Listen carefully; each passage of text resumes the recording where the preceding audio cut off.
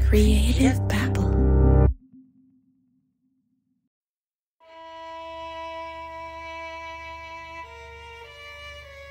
Brandy Hall, a Florida firefighter, disappeared the night of August 17, 2006. 13 years later, police got a new lead.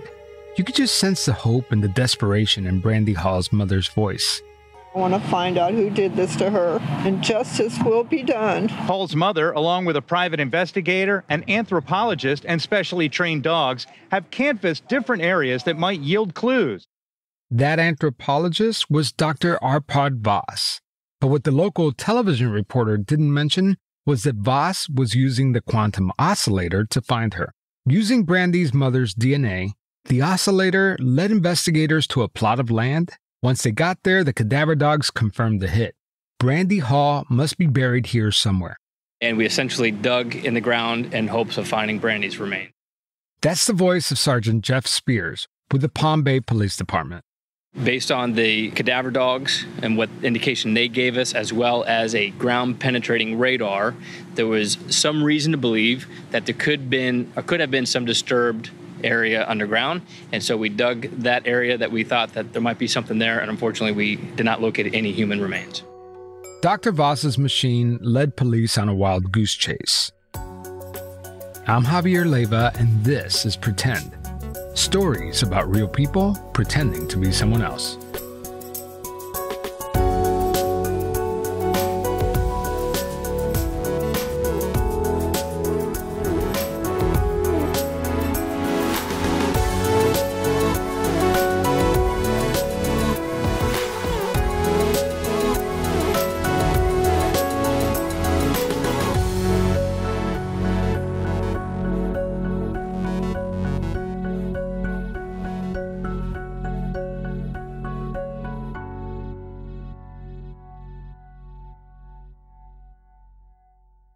I just finished a 30-minute ride on my Peloton. You know, I got to be honest with you, January, it was a slow start, but I feel like now I'm getting back in the rhythm of things.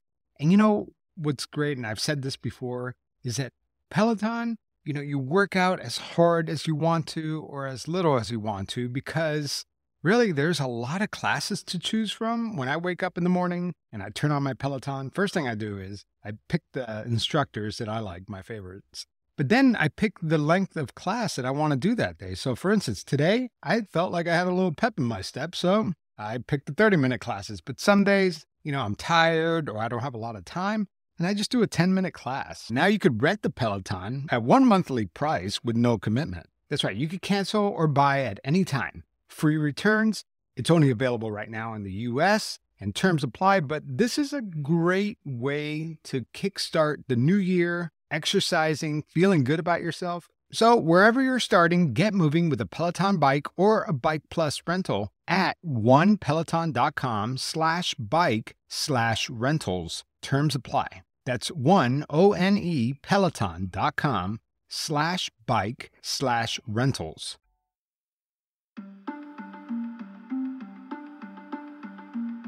I was hired by the mother. She just wanted answers to put some of these things to bed, to rest, to get closure for the family. So we basically, in any of our cold cases, we started from the beginning. You know, we went through as if it was just a brand new investigation. The Brandy Hall case was a well-known case down in Florida.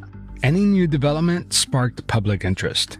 And that's how some of the people got involved, and that's how I got involved with Dr. Vass. And this group reached out and said, hey, do you care if we tag along? I'm going to pay for this individual to come down, and he's got a machine that thinks he can help possibly locate any type of decomposition mass. You know, they kind of explained it, tried to explain it scientifically, but didn't explain his machine, just said he's a well-known, renowned professor.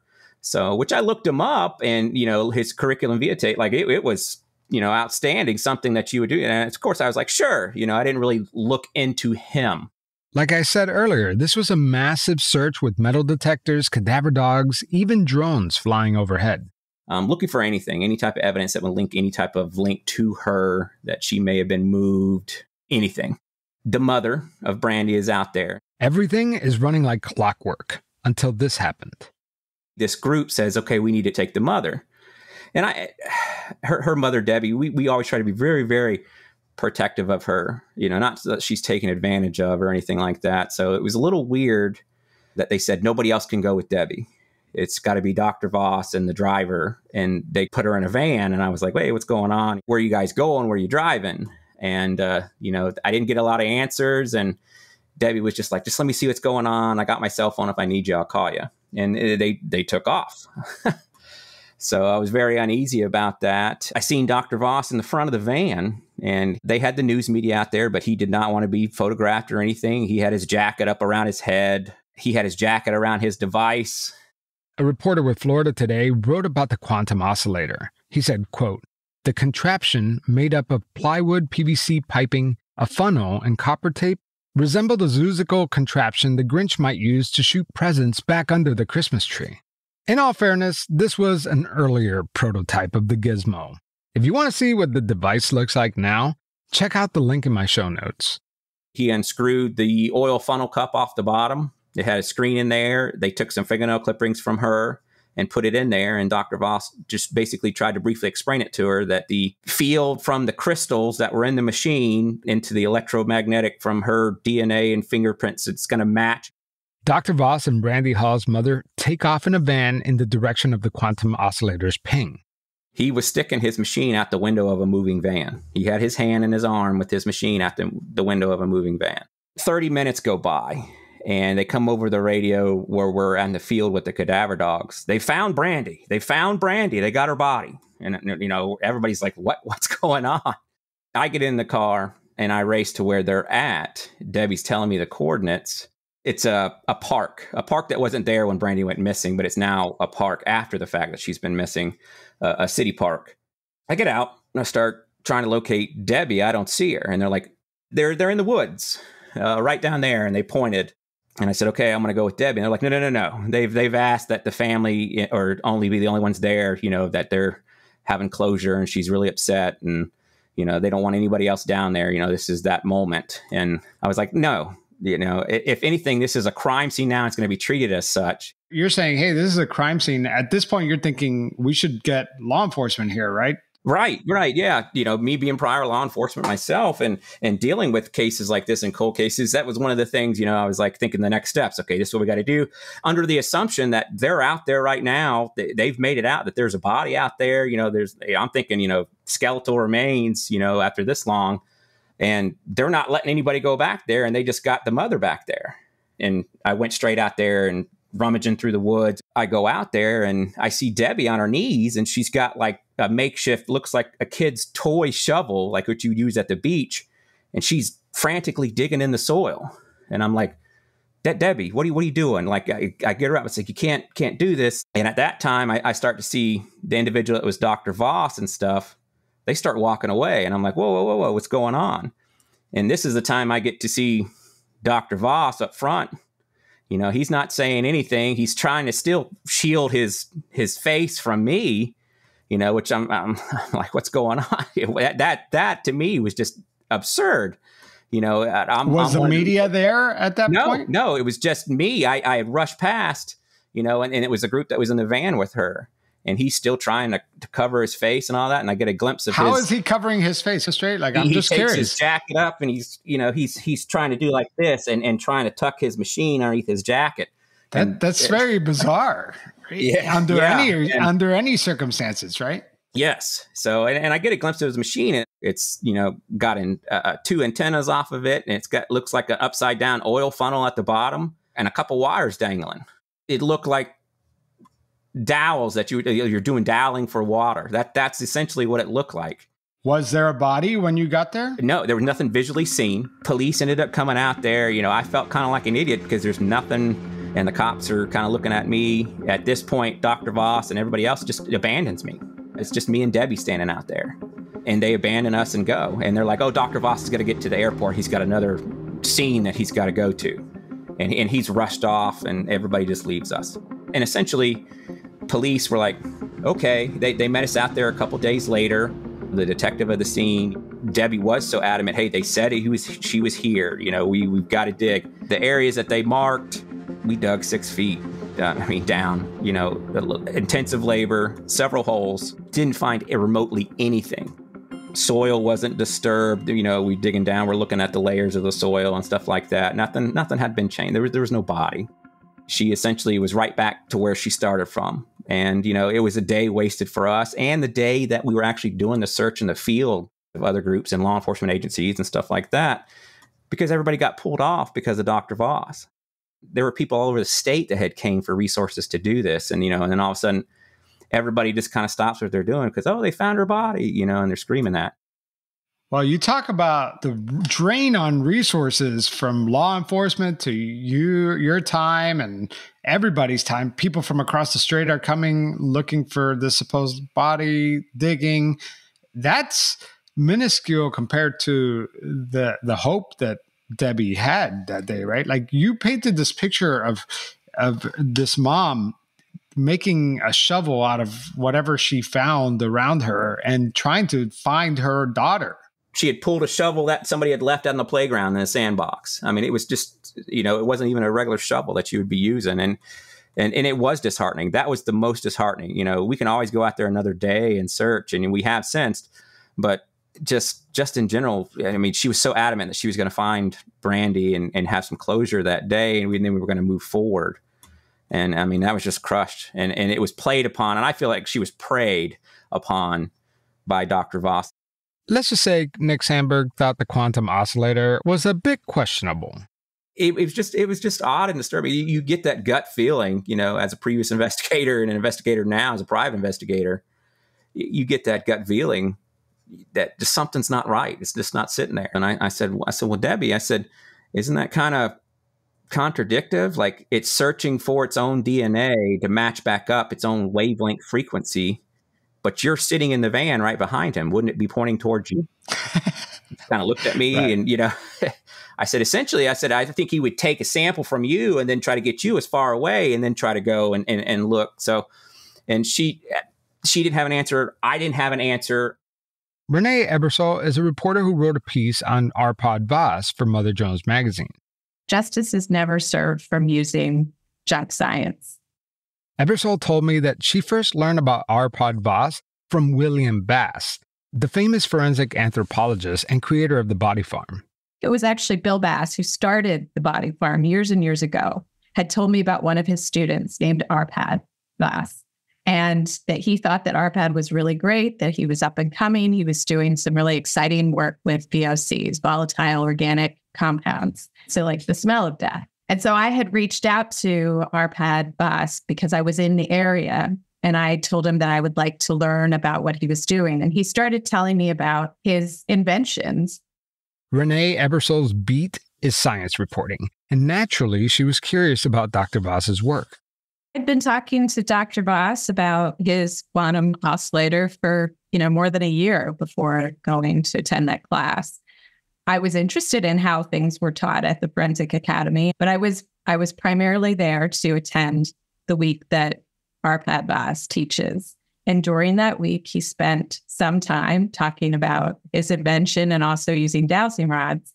He didn't spend the whole time talking about those things. He talked about a lot of other things, but we only just looked at that one particular topic because the use of dowsing rods, divining rods, no peer-reviewed research has shown that they can work, even for finding water, which is what they're better known for. Well, people at the Forensic Academy called him brilliant and a genius. Like, everyone there seemed to really think that he was a very smart, very talented scientist. But the scientists that I interviewed and I heard from before I was even interested in doing this story were telling me this guy is not right. Something is not right about what he's doing.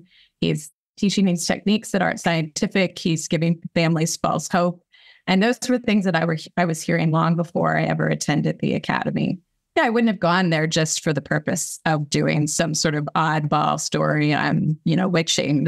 I'm a science writer. I'd heard from scientists that this was something that was pretty off. Some might call him wacky, others brilliant. But despite the criticism, some say Arpad Vass was sometimes going down the right path. I asked Renee Ebersole about the Labrador. Lightweight analyzer for buried remains and decomposition odor recognition.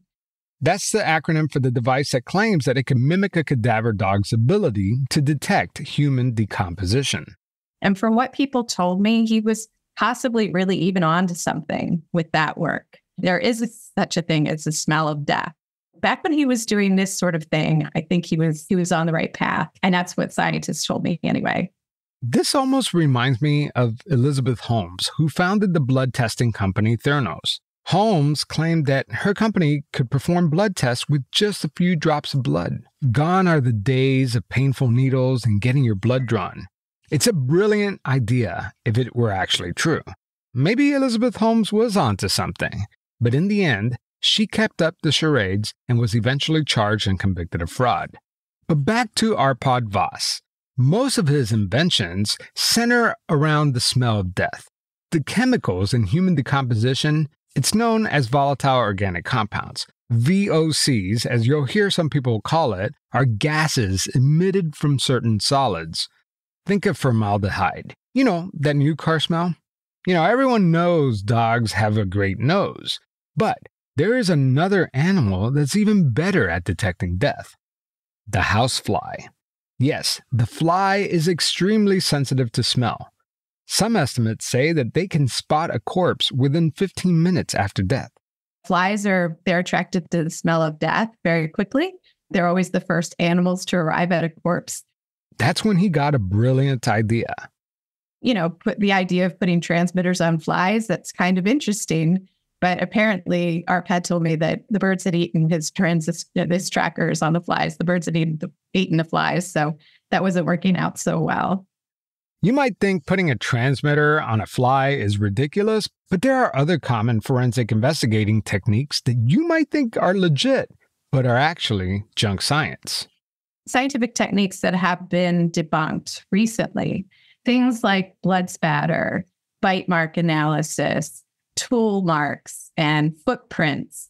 All these pattern analysis a lot of them have been debunked in the last couple of decades, really. DNA evidence is showing that a lot of these techniques are not trustworthy. And the root of that problem is forensics, used by law enforcement, is often developed and taught by law enforcement. A lot of these techniques were not developed in scientific institutions at universities by experts. They were things that law enforcement agents over time developed based on that principle that every touch leaves a trace evidence. In terms of using the dowsing rods, that's something that if it's being taught in a school, the officers in the field may try to use it as a tool, as they said. It may take time away from other more valid techniques that they could be using at a gravesite. It may misdirect things. Come on, Leva.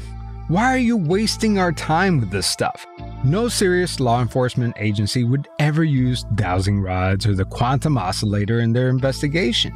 And even if they did, that evidence would never be admissible in court, right? But au contraire, dowsing rods have been used in court. And on a very famous case, too. You may have heard of Tara Grinstead on a little podcast called Up and Vanished. All right, so I've been talking a lot about my new favorite mobile app game called June's Journey, where you're trying to figure out June's sister's murder, almost like a detective. You're an amateur detective, and the whole thing takes place in the glamorous Roaring 20s. What I love about this game is that real life is so overstimulating, and we got emails, social media notifications, work stuff, everything is just noise. But when I play this game, I am lost in a whole different time period, and it just feels so great to just escape for a little while. The point of the game is that you have to find hidden objects and clues. There's scenes of parlors in New York or sidewalks in Paris. It's really beautifully done if you haven't seen it. I personally love the story part of the game because you're not just playing a game to pass time. Every single action is driving the story forward, and that's what I love about it. It really is truly an immersive game that you can play at any time.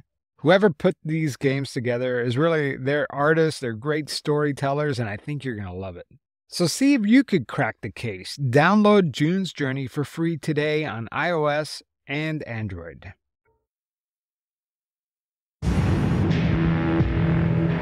Tara Grinstead was last seen heading home from a barbecue with friends. We don't have any leads.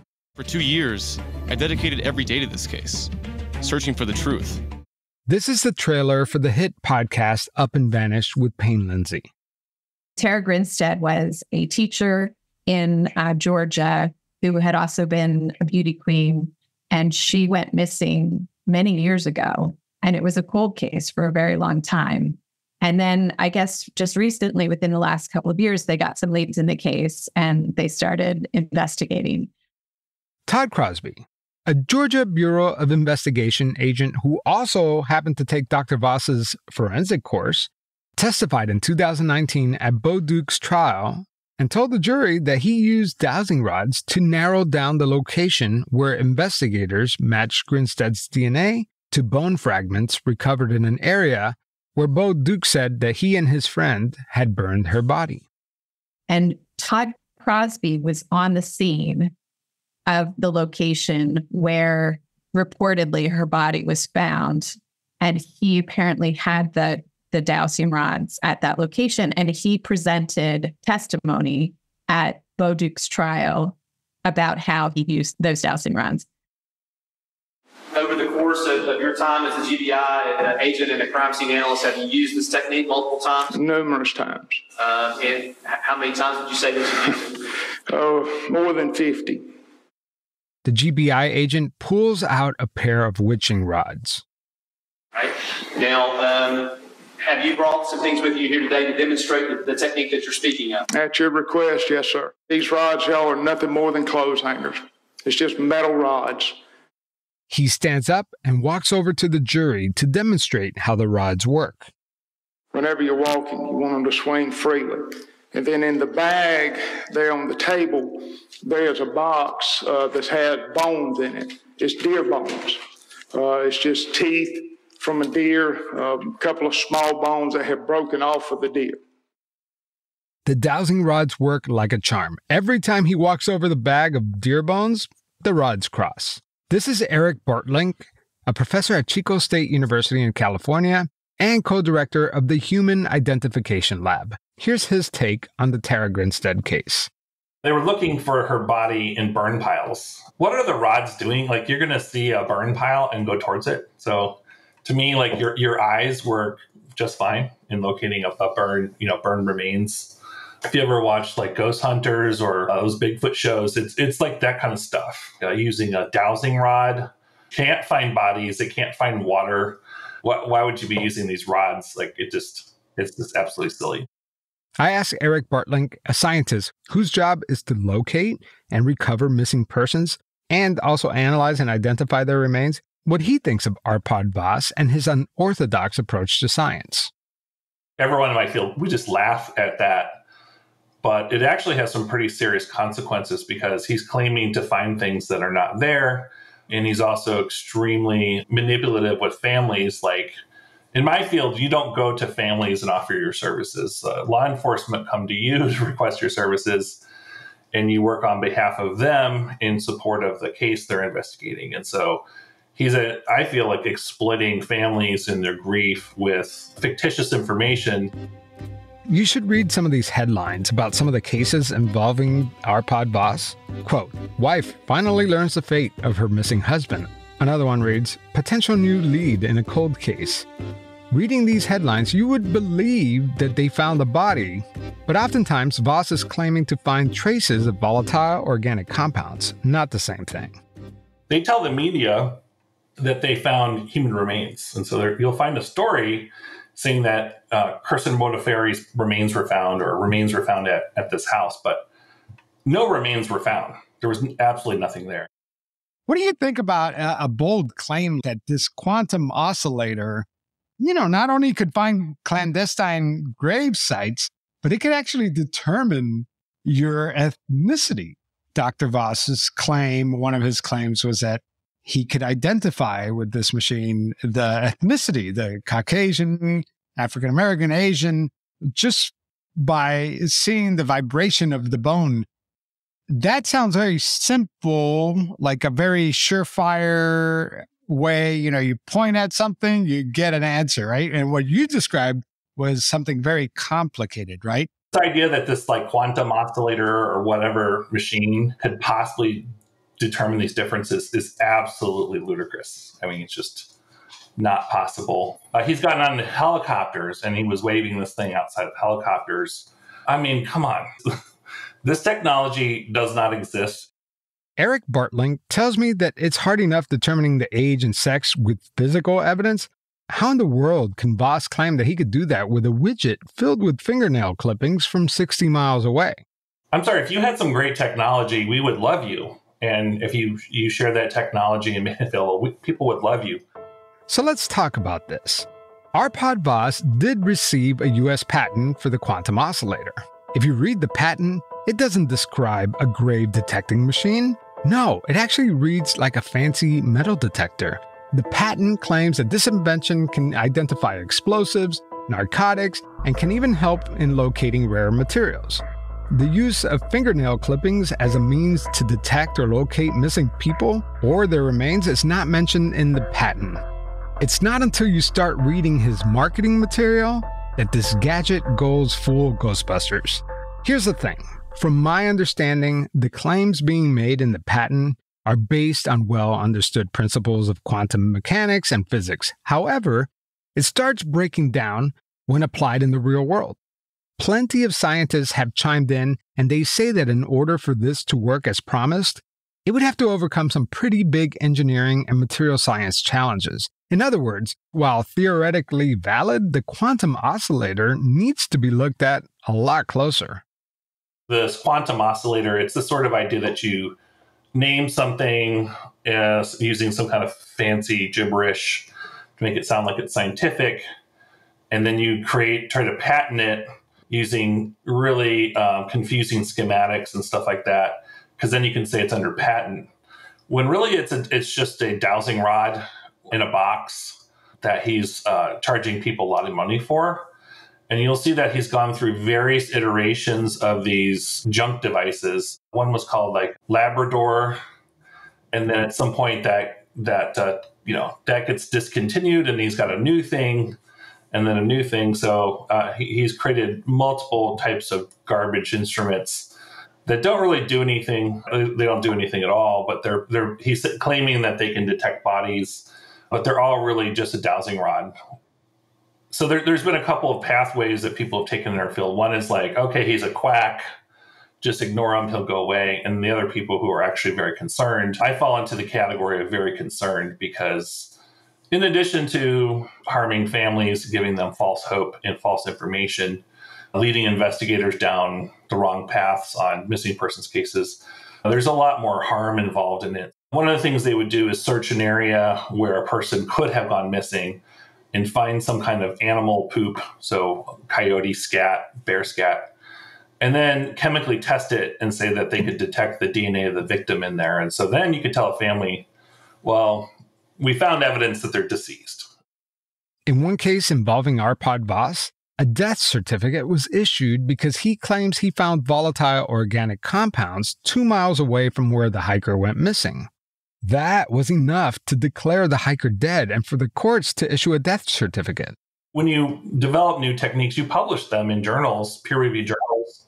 They go through a rigorous process. People validate those.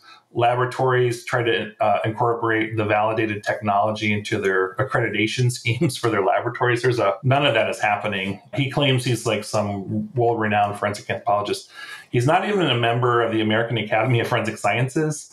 He's not a board forensic anthropologist through the American Board of Forensic Anthropology.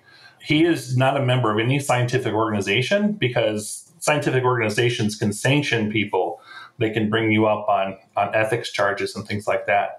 Because he's not a member of anything, nobody can bring him up on anything. I reached out to Arpad Vass, and after much back and forth, he agreed to an interview. He wrote me, "Javier, when would be a good time to chat?" I responded right away, and I didn't hear back. Then I shot him another email. This time, I got a reply. He wrote, "Okay, so after talking to the lawyers who might be dealing with the defamation liable lawsuit regarding this issue, I have decided to bow out. Since your podcast is, quote, about con artists, which I am not, going on your show would imply that I am a con artist and I would be spending all my time trying to prove that I was not. The article I wrote, which was peer-reviewed, indicates that the technology is sound and correct, as proven by people I have helped over the last 15 plus years. If you have specific technology questions, I would be happy to answer them via email," unquote. So I shot him a list of questions. I asked, have there ever been any empirical tests or experiments conducted to validate the effectiveness of this technology? And he wrote, yes, 5 different groups are currently working on that. I later asked him to elaborate. Who are these groups? Are they scientists? Are they friends? He never got back to me on the follow-up question. My next question was, can you provide data or the results from any trial, experiments, or demonstrations that illustrate the device's capabilities? He said yes, refer to Table 1 in the paper. He referred me to a paper that makes all kinds of claims. But the problem is, he is the author of the paper, and the results and the field testing experiments appear to be done by him. Then I asked him, has this technology been independently tested or verified by other scientists or engineers? He said yes, peers and practitioners in the field, many who have radio frequency electromagnetic knowledge and experience. But again, who are these people? What's the big secret? I think it's just another sign of his, a deception here. He's not willing to allow any of his information to be evaluated in a scientific fashion, the way that everything is supposed to be done. You're supposed to make all that information available to the public and to peers through reports. We're just supposed to take his word for it, right? And we don't do that in forensics. I asked him, is there a possibility for a third-party researcher to replicate the test and verify the results? He said, eventually, sure. I asked him if he plans to validate his research with other academic institutions, and he responded, not at this time. If you have something that works, publish it, show that it works, let it get validated. Otherwise, you are considered snake oil salesman. I asked Eric Bartlink to read the paper Arpad Vass sent me, and here's what he had to say about the journal it was published in. All right, so this is a journal that I've never heard of. You pay money and they'll publish whatever you want. Because there's no author here, right? It just shows him. Yes, right? It's as if he is the author. It's not a well-known journal. I've never even heard of it. And I peer review for like 20 different journals. It sure sounds official, right? International Journal of Forensic Science and Research. It's so funny because, you would think that if you would Google this, it would pop up, right? Science. Yeah. So a lot of these predatory journals, they come up with titles that sound a lot like another journal. We eventually found the journal and it appears to be a brand new journal. And get this, they only have 2 articles listed, Dr. Vass's paper and another one. The publisher appears to be owned by a predatory publisher.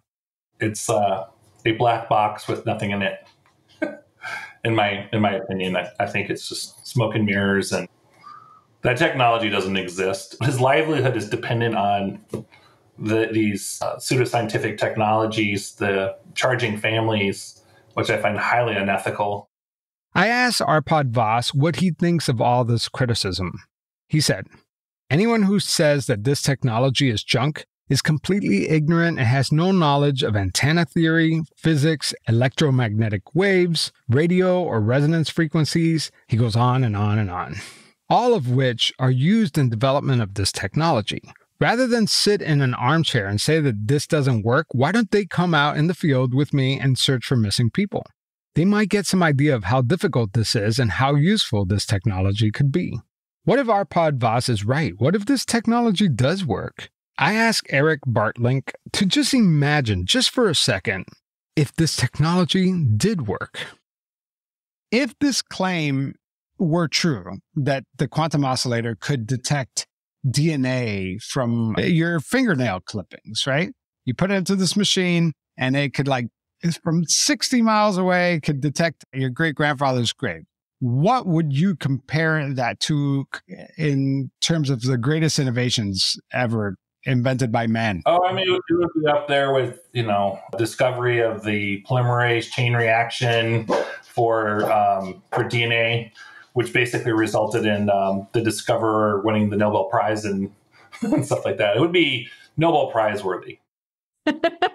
So, I think he knows how science works. he is a trained scientist. He came up through the University of Tennessee, which is a very good institution, and he knows how science works. So, I would love to see him publish his research and have other people try it. And, and if this invention that he's made is really legit, then get it out there, put it in the hands of people who can use it and say, and solve crimes. I think there's probably a difference between believing in something and presenting it as truth, and even though it might not be true, and deceptively presenting something that is not true. And I don't know what the answer to that is with Arpad Vass. He may fully believe in what he's doing. And that's something that didn't appear in the article, but I told him, I hope he's right. I hope he has figured out how to find people using a special invention. That would be amazing. But he needs to show us all that he can really do that. Okay, so that was part 3 of the Grave Detector. This is around the time where I say next time on Pretend, we're going to talk about this and that. But actually, I'm not sure because there is a very important date coming up. February 27th is when Tanya and Rick Fernandez are scheduled to go to trial. Now, a lot could happen between now and then. They could take a deal, like we've talked about. They could take a deal up to the day before, right? So if this thing goes to trial, we are switching on to full stalker mode, right? But if it doesn't, I have other episodes that are equally as fascinating. Some pretty great episodes lined up for you. So we're going to play this one by ear. So make sure to follow me on social media because that is where you're going to get real-time information. My handle is @PretendPod on Instagram, TikTok, YouTube, I think Facebook. I'm not sure. But just follow me on social media. I have a link in the show notes. And also, if you want to see the Quantum Oscillator, like I said, I have a picture of it. So go ahead and check that out. That link is in the show notes. Thank you, everyone. This episode was written by me, Javier Leiva, and it was edited by Punith Shenoy with the Podcast Pundits. All right, we'll talk soon. See ya.